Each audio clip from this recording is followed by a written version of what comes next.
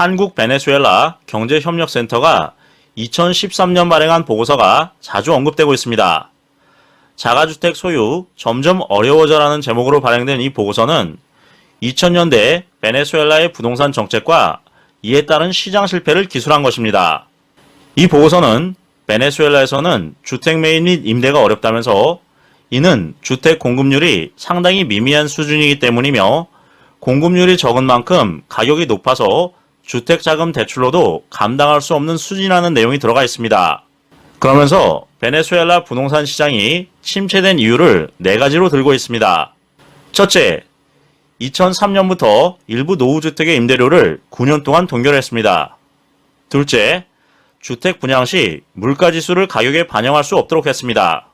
셋째, 임의적 퇴거 금지법 시행으로 임차인이 새로운 주택을 얻을 때까지 퇴거를 강요할 수 없게 됐습니다. 넷째, 임대감독국, 다시 말해서 나라가 임대료를 측정해서 임대료를 산정하도록 했습니다. 예를 들어서 임대료 동결은 전월세 상한제고 임의적 퇴거 금지법은 계약갱신 청구권과 비슷하다는 견해입니다. 특히 주택 분양 시 물가지수 반영을 금지한 베네수엘라의 정책은 한국의 분양가 상한제와 유사하다는 의견이 나오고 있습니다.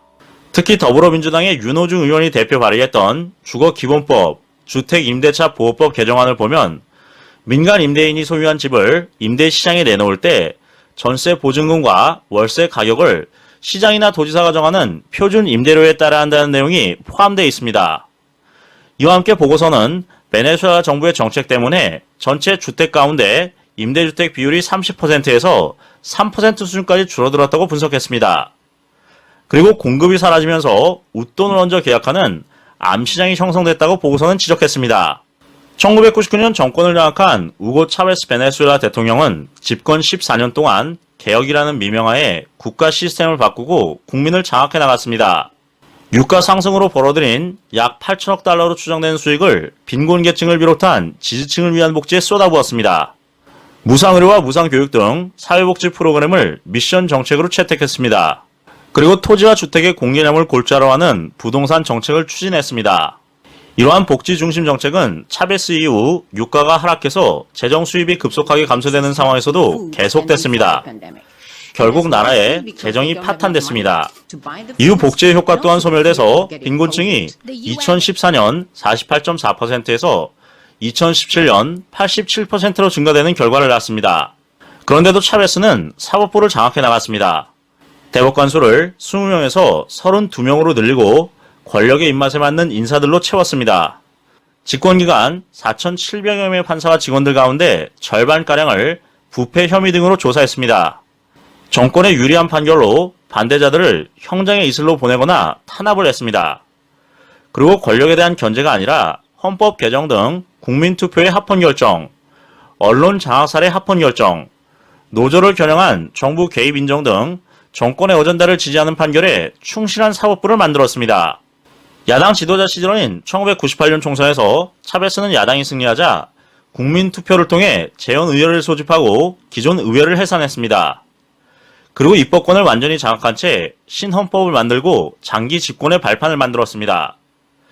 2005년에는 연동형 비례제, 2009년에는 병립형 비례제 등 유불리를 고려한 선거법 개정으로 의회를 장악했습니다. 차베스는 국민들과 소통한다는 명분으로 직접 민주주의 제도를 운영했습니다.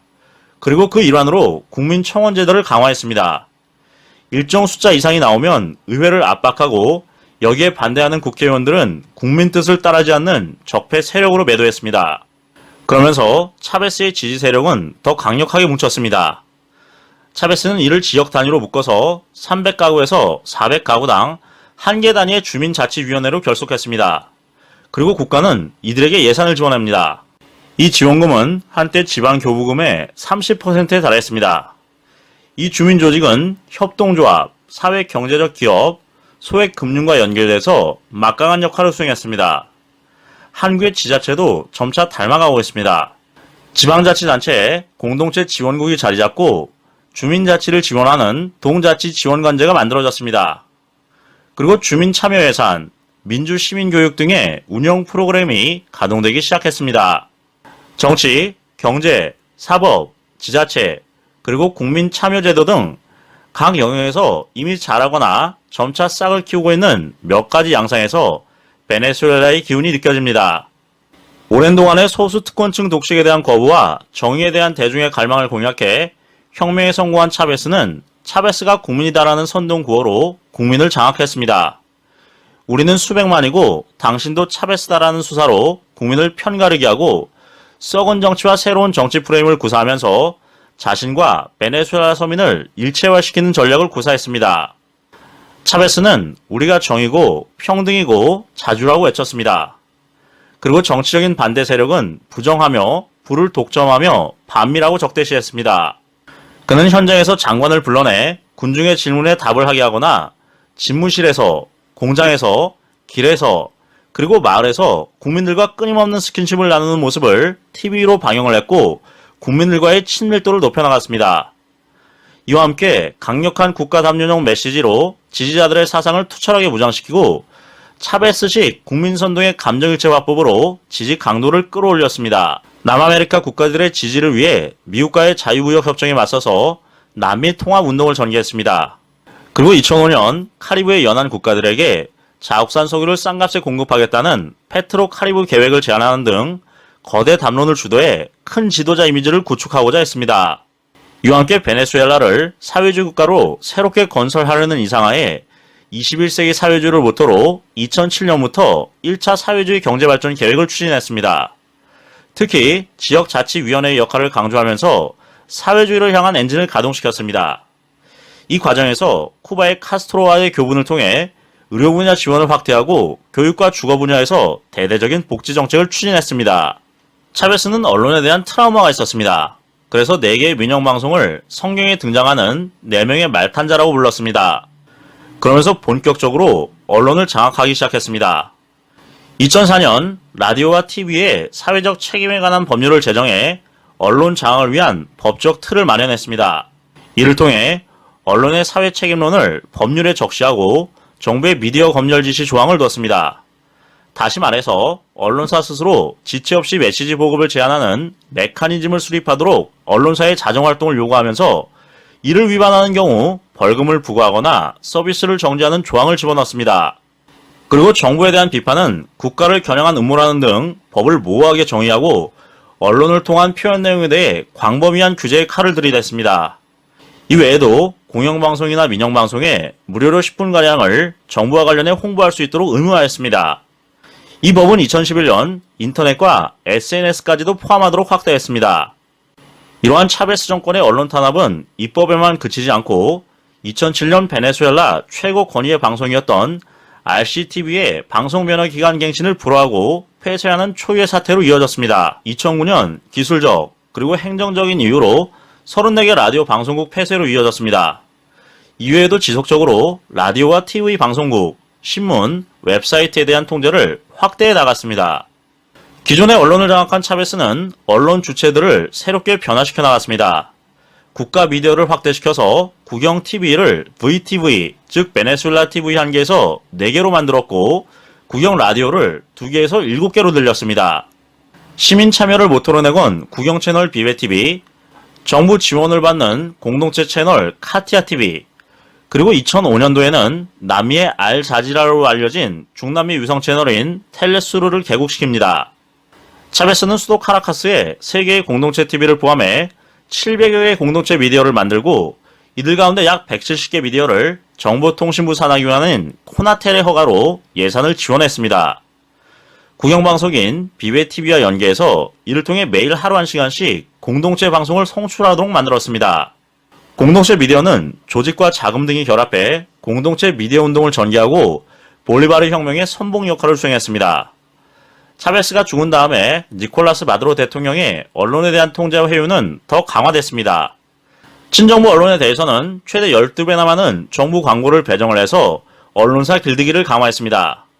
이와 함께 신문 제작을 위한 수입 신문용지 가격을 통제해서 메이저 신문의 발행 부수를 통제하고 숨통을 옥죄는 치졸한 정책을 펼치기도 했습니다.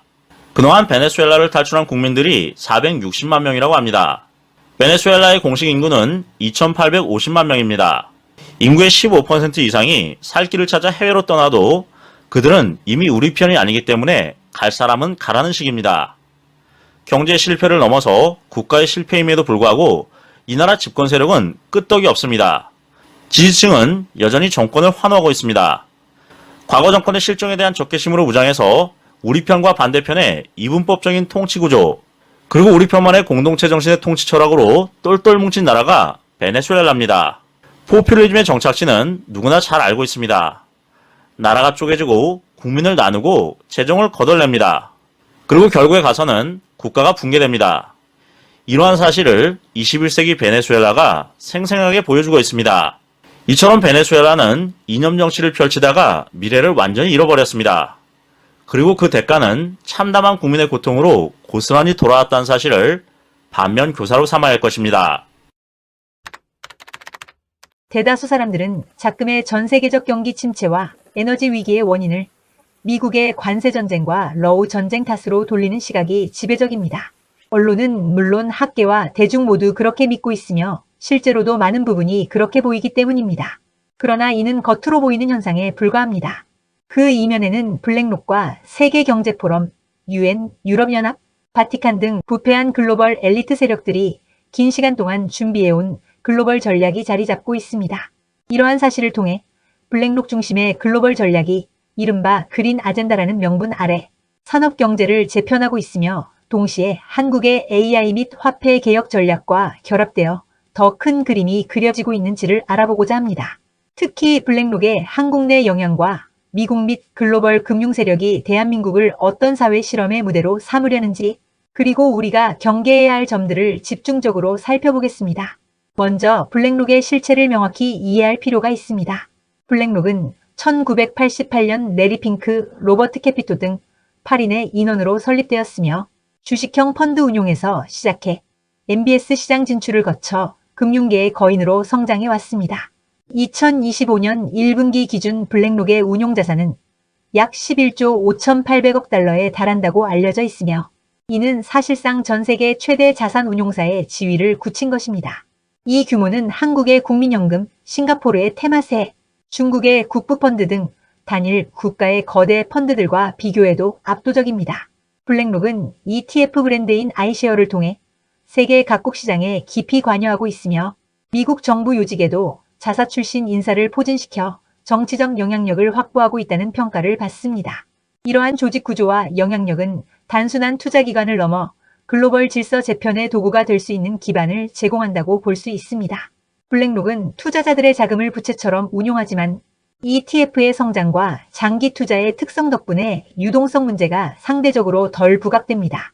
특히 블랙록이 보유한 펀드들은 그 기간이 길고 안정적인 구조를 지니는 경향이 강해 이 기관이 보이는 움직임 하나하나는 금융시장 전반에 강한 파급 효과를 미칠 가능성이 높습니다. 그린 아젠다라는 개념은 저탄소 경제를 선점하겠다는 명분 아래 전 지구적 산업 구조를 재편하겠다는 전략입니다. 친환경, 탄소 중립, ESG 같은 어젠다가 그 덫입니다. 표면적으로는 지속 가능한 발전이라는 미덕이지만 그 이면에는 산업 구조 전반을 재편하고 국가 역량을 친환경 프레임에 맞춰 유도하려는 정치 경제 권력들의 그림이 숨겨져 있습니다. 이 전략은 단순히 녹색 기술을 장려하는 선한 정책이 아닙니다.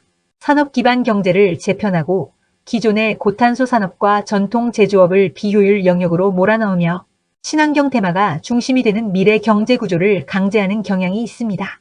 디스토피아적 미래 사회를 염두에 둔 전략이라 할 수 있습니다. 블랙록은 이러한 그린 아젠다의 핵심 집행자 중 하나입니다. 친환경 투자, ESG 중심 투자 흐름 등은 모두 블랙록과 같은 대형 자산 운용사들이 미래 투자 방향을 이끌기 위한 수단입니다. 이를 통해 글로벌 자본과 국가 정책을 연계시키고 산업구조 전체를 재배치하려는 전략이 지속되고 있다고 볼 수 있습니다. 이처럼 그린 아젠다는 단순한 지속가능성 추구를 넘어 권력 재편과 산업 통제의 메커니즘으로 기능하고 있습니다. 한국은 이미 이처럼 거대한 전략의 중첩 지점에 놓여 있습니다. 먼저 블랙록과 한국 정부 및 기업 간의 관계부터 들여다볼 필요가 있습니다. 최근 대통령이 UN 총회 참석 일정 중 뉴욕에서 레리 핑크 CEO를 만나 한국의 AI 분야에 대한 대규모 투자 약속을 받은 것이 언론에 보도된 바 있습니다. 이는 단순한 외교적 제스처가 아닐 수 있으며 한국이 아시아 태평양 AI 허브로 포지셔닝되도록 블랙록이 실질적 영향력을 행사하겠다는 의지의 표현일 가능성이 큽니다. 현재 블랙록의 한국 주식 보유 규모는 약 38조 원 수준이며 이는 국내 증시 전체 시가총액의 1.1% 정도입니다. 또한 삼성전자, LG전자, SK하이닉스, NC소프트, 신한지주 등 유력 기업들의 지분을 5% 이상 확보하고 있는 것으로 알려져 있습니다. 이는 경영권 괴리 및 통제 가능성에 대한 기업 경영자들과 투자자들의 경계심을 자극할 수밖에 없습니다. 물론 레리 핑크 CEO는 블랙록이 기업 경영권을 위협하려는 의도가 없다고 밝혀왔지만 금융과 자본의 힘은 예측 불가능한 방식으로 발현되기 마련입니다. 특히 오너 경영체제가 아닌 기업이나 지분이 낮은 경영구조를 가진 기업들에게는 블랙록의 지분 확보만으로도 상당한 긴장감을 불러일으킵니다. 그동안 자유로웠던 경영자들의 행동 반경이 줄어들고 주주 이익에 대한 책임과 집중도가 더 높아질 수밖에 없습니다. 더욱이 블랙록이 한국 AI 및 첨단 기술 분야에 깊숙이 개입하려 들 경우 단순 투자자 역할을 넘어 전략적 통제 및 규제 권한 확보 시도로까지 확장될 가능성이 있습니다. 블랙록이 한국 기업 미래 방향을 주도할 수 있다면 우리는 기술 주권과 국가 전략적 자율성의 관점에서 매우 경계해야 할 존재가 됩니다. 역사가 반복되듯 과거 IMF 외환위기 시점과 현재의 경제 흐름 사이에는 유사한 패턴이 보입니다. 1997년 IMF 외환위기 당시 한국은 금융 자유화와 외국인 투자 제한 완화라는 문턱을 넘어섰습니다. 위기 직전에는 외국인 투자 한도가 10%로 제한되어 있었지만 위기 이후 해외 자금은 제한 없이 유입되었고 미국계 사모펀드들은 금융기업, 제조업체, 대기업 지분들을 대량 인수하여 대대적 구조 조정을 시행했습니다. 이 과정에서 한국 사회의 노동구조는 빠르게 변화했고 비정규직 제도가 본격화되었습니다. 특히 조지 소로스는 IT 및 통신 분야에 거액 투자를 단행했으며 KT의 민영화 및 전국 광 케이블 보급 사업 등은 겉으론 정부의 성견지명으로 포장되었지만 사실은 외국 자본의 전략적 투자와 실험의 일부였다는 해석도 가능합니다. 한국은 이 실험의 성공 무대가 되었고 빠른 회복과 인터넷 보급의 선도 국가로 거듭났습니다. 이 과정을 통해 우리는 한 가지 패턴을 파악할 수 있습니다. 위기 조성과 저가 매수 그리고 구조 조정 이후 사회 실험을 비롯해 복귀 및 회복이라는 전략적 흐름입니다. 지금 블랙록이 한국에 집중하고 AI와 화폐혁명 전략을 진행하려는 것은 이러한 패턴이 다시금 반복될 가능성을 시사하는 것이며 과거의 교훈을 경계해야 하는 이유가 여기에 있습니다. 지금 우리가 목도하고 있는 또 다른 혁명은 인터넷 혁명의 연장선이라 할 수 있는 스테이블 코인 및 디지털 화폐 개혁입니다. 이는 단순한 결제 수단의 변화가 아니라 화폐 자체의 본질을 국가와 기업이 재편하려는 시도로 볼 수 있습니다. 전통 화폐가 물리적 자산 기반이었다면 스테이블 코인은 디지털 자산화된 화폐로 변환하는 것을 의미합니다. 정부 주도 발행에서 벗어나 민간 기업이 화폐 발행에 참여할 수 있는 구조가 그 핵심 청사진으로 자주 거론됩니다. 이러한 모델에서는 화폐 발행 주체가 보유한 주식, 채권, 외국 자산 등이 화폐의 내재 가치로 작용하게 됩니다. 미국 및 글로벌 금융 세력은 스테이블 코인 도입 이전에 시범 국가를 설정하고자 할 것입니다. 여기서 한국은 매우 매력적인 후보지입니다. 한국은 외환 보유고가 약하지만 과거 IMF 및 인터넷 보급에서 성공한 경험이 있고 문화 콘텐츠 등을 통해 이미지가 세계적으로 높아진 상태입니다. 이러한 맥락 속에서 한국은 디지털 화폐 실험장의 역할을 맡게 될 가능성이 크다고 볼 수 있습니다.